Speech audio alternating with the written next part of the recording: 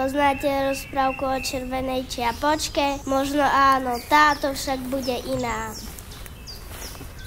Červená čiapočka išla na návštevu k svojej babičke.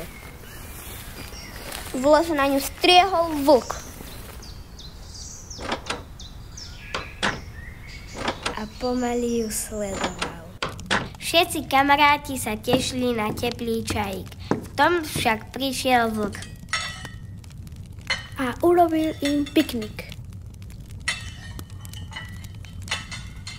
Čo ste si mysleli, že vlk nemôže byť vegetarián?